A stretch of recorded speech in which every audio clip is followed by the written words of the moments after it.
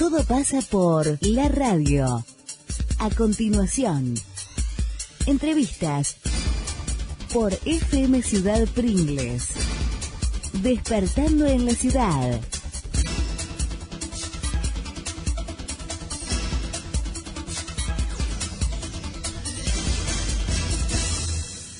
Bien, visitas en estudio, decíamos, nos visita el arquitecto Diego Pellegrinelli, así se dice, secretario de Obras Públicas.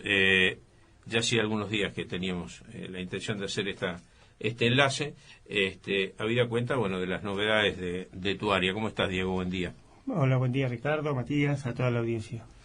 Bueno, justamente hablamos de eso, ¿no? Novedades en tu área. ¿Qué tenemos para contar? Bueno, digamos, la Secretaría tiene un amplio abanico de situaciones, digamos, porque de la Secretaría dependen no solamente obras públicas, sino infraestructura, parque vial, servicios urbanos, espacios, medio ambiente y espacios verdes. Con lo que, digamos, abarcamos y estamos siempre en algún tema.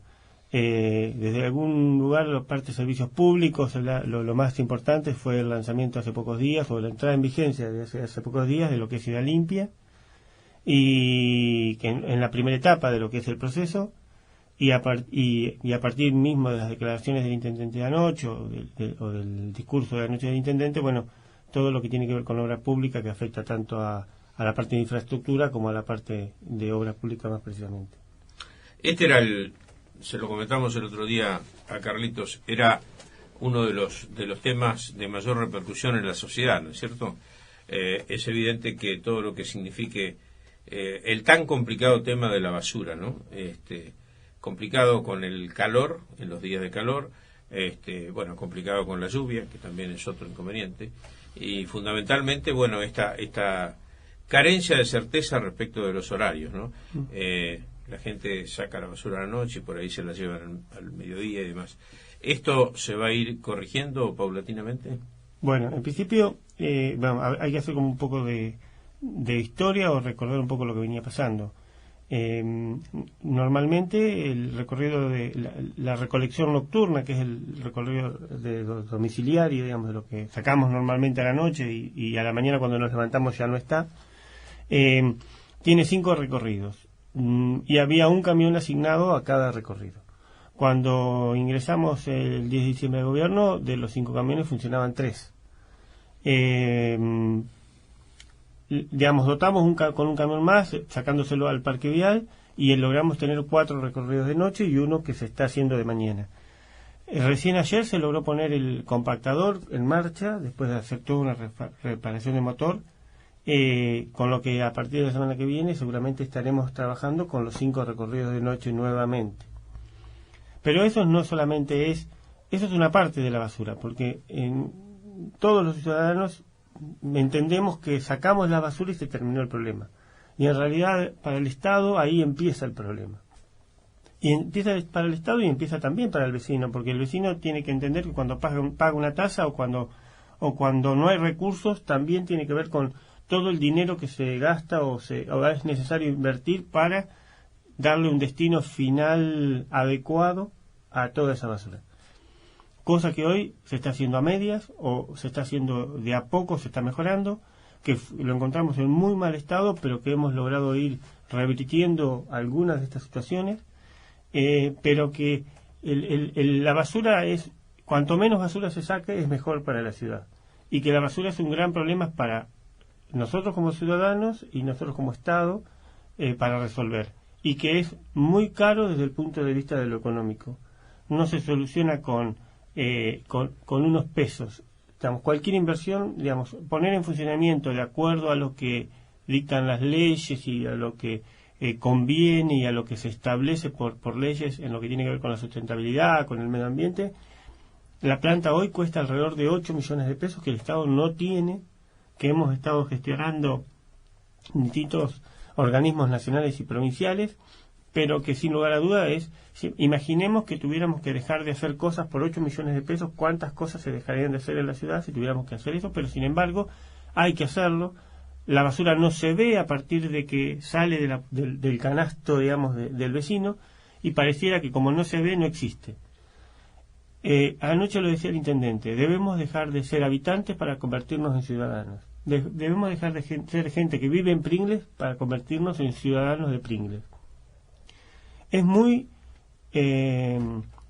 loable la gente que critica, que se queja, la que hace un reclamo. Estamos totalmente permeables a recibir todos esos reclamos. Pero también tenemos que saber que nosotros somos responsables de lo que producimos, de la basura que producimos. No termina en el canasto la basura. Y bueno, cuando entendamos esto, vamos a entender que el problema es mucho más grave que los perros rompan una bolsa, por más que esto también está mal, o que el basurero o el recolector pase una hora más tarde o al día siguiente, por más que esto también está mal. Es mucho más grave que el incumplimiento ocasional. Nosotros estamos en este momento, diríamos, incumpliendo otras cosas, que vamos camino a cumplirlas, pero que digamos, económicamente en este momento es imposible. Cuando se referencia a 8 millones, ¿eso es anualmente? No, eso es una inversión única para poner en funcionamiento la planta en condiciones, hacer un relleno sanitario, extender el territorio, el predio, porque lo que se está usando como lugar de depósito, o lo que se estuvo usando como lugar de depósito, está saturado y ya no se puede usar, arreglar las herramientas y el equipamiento que está roto, arreglar los camiones que siguen estando rotos, bueno, toda una reestructuración de la planta, lo que tiene que ver con los... ¿Y eso es posible hacerlo con esa cifra? Más o menos esa es la cifra, sí. Bien, no pareciera ser tampoco una cifra tan importante si eso soluciona el problema. Eso soluciona el problema para decir estamos en el punto cero. Ahí hay que empezar a trabajar para después generar lo que es la sustentabilidad en el tiempo, ¿sí? La planta de residuos sólidos urbanos tiene un presupuesto enorme, genera una digamos disposición de recursos muy importante a la hora de lo que el presupuesto general y entonces es mucho más, es casi en este momento es más importante el presupuesto de la planta de residuos que el de la recolección, y sin embargo las mayores críticas están en la recolección porque es lo que se ve. Claro, sí, es lo que afecta a la gente o lo que se ve diariamente. Hasta ahí una parte de los residuos habituales de todos los días. Los que se provocan más espaciadamente o estacionalmente. Ustedes hicieron un organigrama y zonificaron. La gente acepta esto con este tipo de recolección que, si no estoy mal informado, es una vez por semana. Mira, esto se inició hace una semana. La verdad que hasta aquí hemos tenido una buena recepción en general. Obviamente siempre hay críticas, hay gente que está disconforme, hay gente que pregunta por qué se hace de esta manera. Hay algunos, sobre todo personas que pueden llegar a sacar empresas productoras o personas que piensan en cómo voy a hacer yo ahora para trabajar. En realidad lo que nosotros decimos es lo siguiente: no podemos recorrer toda la ciudad todos los días con camiones y máquinas porque es inviable económicamente. Nunca llegamos a cumplir con toda la ciudad, nunca se termina de sacar todo lo que hay. Y en definitiva, como siempre se empieza más o menos desde los mismos sectores, porque son los más transitados o los más peligrosos, terminamos siempre, digamos, dándole o dejando de lado a determinadas zonas. Lo que hicimos fue determinar 5 zonas, una por día, en la que en cada vecino tiene permiso de sacar ese día, porque al día siguiente vamos a pasar y vamos a poder recolectar todo lo que esa zona pudo haber producido en volumétrico, que es lo que aquí estamos hablando, y que esa zona quede limpia. Volveremos a la semana y haremos el mismo proceso. Ahora, aquel vecino que por cualquier situación quiera sacar un día que no le corresponde, tiene la oportunidad de llevarlo a un espacio que sea dispuesto en el parque vial y depositarlo allí, y desde allí nosotros lo llevaremos al lugar que corresponda, sea una cava para relleno o sea en la misma planta de RCU para la disposición final. Lo que no podemos es ir todos los días a la misma casa a recolectar todos los días 2-3 metros de escombro, porque más allá de que ahora se va a empezar a cobrar, porque tarifado siempre estuvo pero nunca se cobró, o en escasos momentos se cobró, más allá de que siempre estuvo tarifado y nunca se cobró, bueno, esto pasaba, no podemos ir todos los días a la misma casa a recolectar 2 o 3 metros. Entonces iremos un día a recolectar más metros, todos los que sean necesarios para la extracción del vecino, pero tendrá ese día para también el vecino ponerlo en la calle y que nosotros lo podemos juntar. Esto es en pos del buen uso de los recursos del municipio también, porque lo que yo te decía antes, de andar por toda la ciudad, de regar de gasoil con 2 o 3 camiones, con una pala, recorriendo toda la ciudad, también es inviable desde lo económico. Hace muchos años, cuando me tocó a mí ser funcionario en otro periodo, ya en aquel momento estudiábamos la manera de cómo hacer para disminuir los costos de este servicio, porque además de que no se cobraba, implicaba un altísimo costo en combustible y en personal. Bueno, la idea es que como administradores de los bienes públicos y del Estado, nosotros le demos la mejor utilización posible, y esto creemos nosotros que es una buena utilización de los recursos. Vamos a hacer un ejemplo pragmático. Una persona saca 4 bolsas con hojas que juntó del patio. ¿Eso tiene un tarifado? No.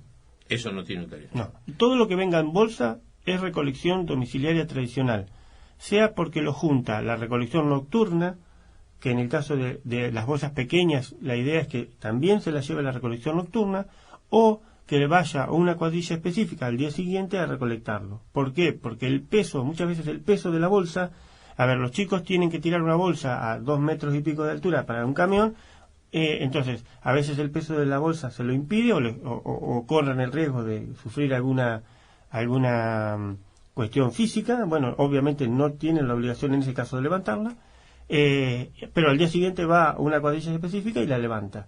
Lo que viene en bolsa, y por lo que se ha pedido que se ponga en bolsa, todo lo que es corte de pasto, o embolsado de hojas, o embolsado de algún tipo de poda de alguna planta menor, todo eso entra en lo que es la recolección domiciliaria tradicional. No tiene ¿Pueden costo. ser cajas también?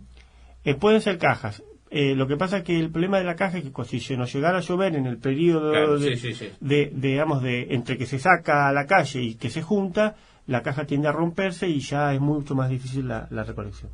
¿Y la gente que saca, por ejemplo, ramas?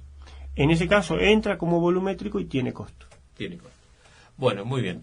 Vamos a los anuncios que hizo el intendente anoche. ¿Cómo no? ¿Cómo calificarías vos las prioridades de estos anuncios?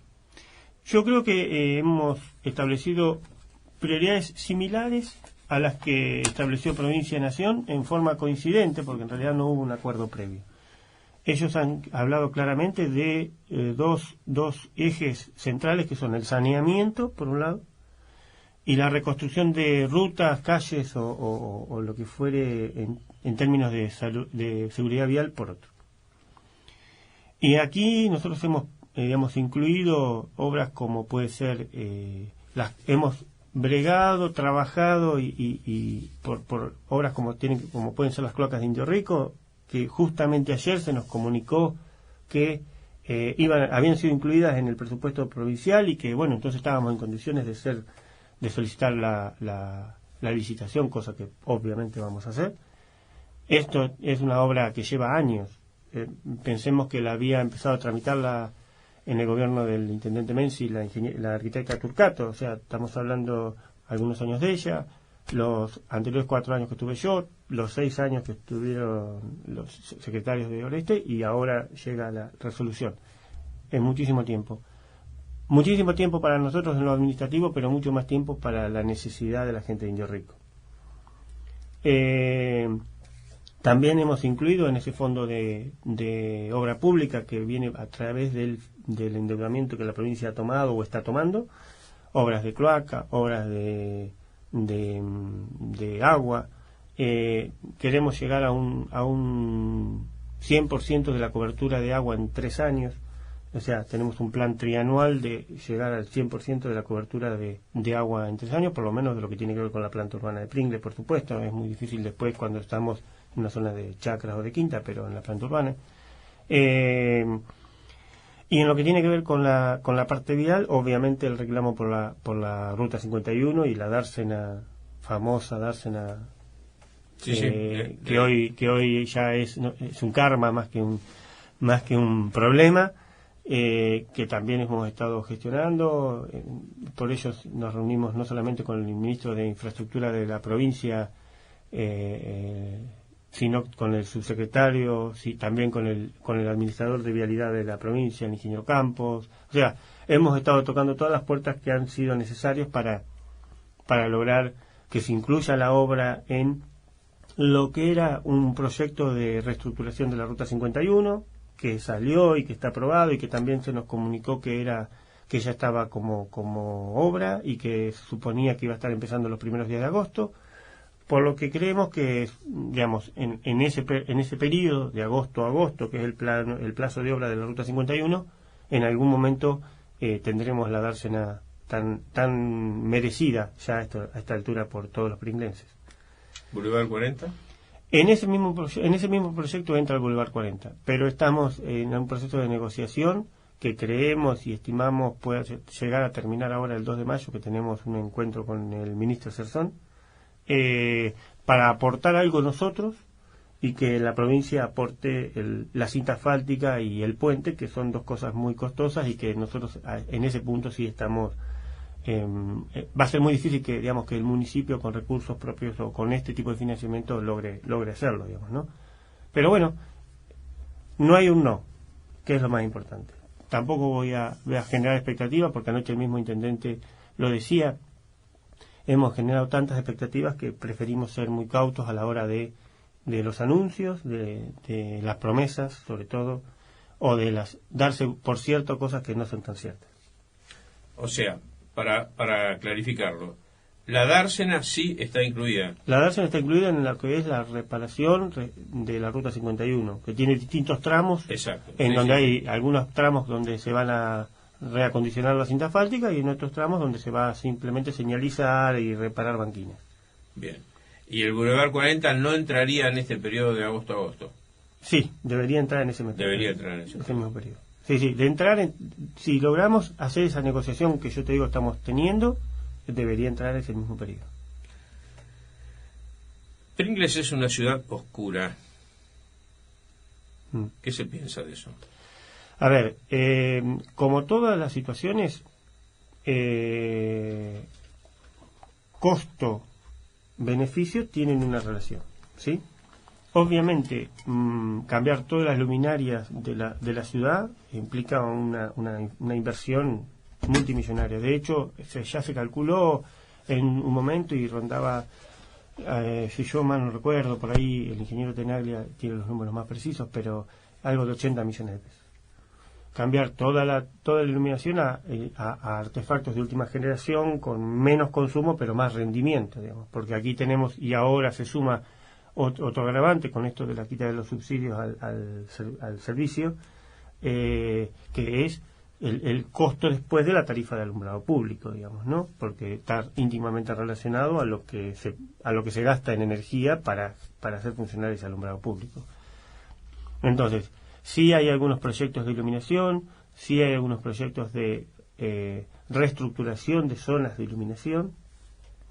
Como dijo también el intendente anoche, se está trabajando en luces para la periferia, hay zonas periféricas muy oscuras, entonces se está trabajando para dotarlas, aunque sea de una iluminación mínima, como para que los vecinos que tienen que trasladarse o transitar por esos lugares ya no lo hagan en la oscuridad total.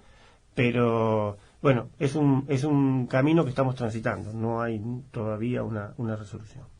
Hay calles de asfalto de la ciudad que, más allá del bacheo, requieren otro tipo de reparación o reconstrucción. ¿Que se va a hacer algo de forma inmediata de eso? En forma inmediata no. Sí hay dentro del mismo fondo de financiamiento para obras públicas, del fondo de endeudamiento que toma la provincia, se han presentado 10 millones de pesos para hacer pavimento y cordón cuneta. O sea, dentro de lo que nosotros hemos establecido como nuestras expectativas de obras, hay 10 millones de pesos para pavimento y cordón cuneta. Pero van a ser pavimento y cordón cuneta, obviamente cordón cuneta en cuadras que no lo tengan y pavimento en cuadras que hoy por hoy sean de tierra. Ayer la gobernadora Vidal anunció un incremento del 56% para los municipios.